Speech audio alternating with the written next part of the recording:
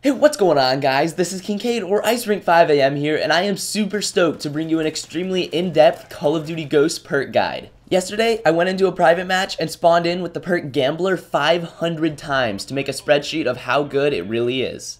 I've put an enormous amount of time into this video, so if you do enjoy it, a simple like rating would be absolutely awesome. So before I show you the results of my 500 tests, we'll go ahead and cover the basic information of this perk. It only costs 1 perk point to use, and it makes you spawn in with a random perk. It's in the Elite perk category, and it's unlocked at level 7, so you really don't need to bother spending the 3 squad points to unlock it. So every single time you respawn using Gambler, it will tell you in the bottom portion of your screen which perk you've received. Now, like I said, I did this 500 times, which took me a good hour and a half of sitting in a private match, killing myself over and over and over again.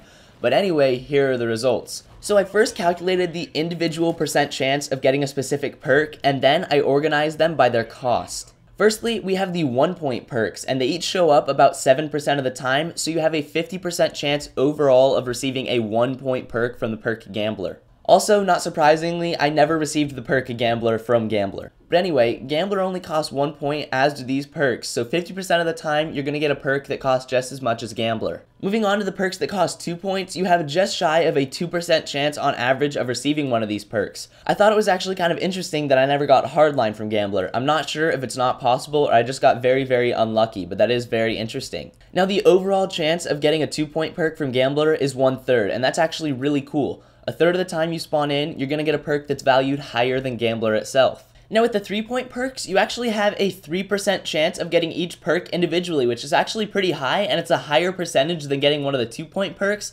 but since there are only 5 of the 3 point perks you can actually get, it's a 15% chance overall. As you can see, I didn't get extra attachment or overkill at all, as obviously they're not going to give you a free attachment or an extra gun.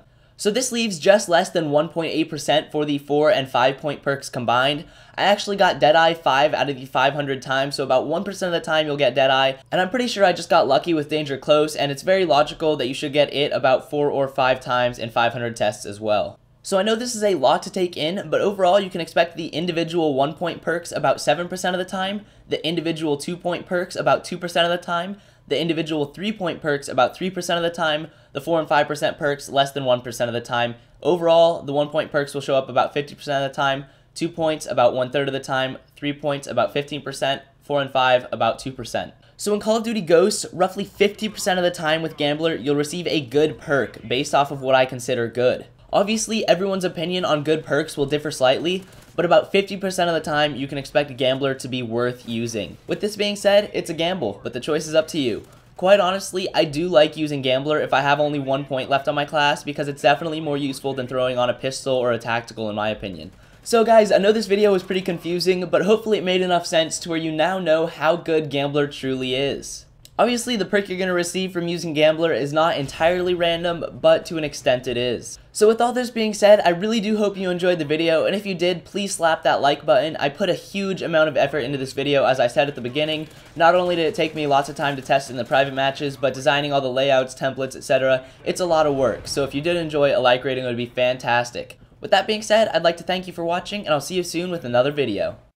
On the left side of the screen, you see a USR versus L115 weapon comparison, and on the right, there's a Stalker perk guide. I hope you enjoy. I can feel the love, can you feel it too? I can feel it.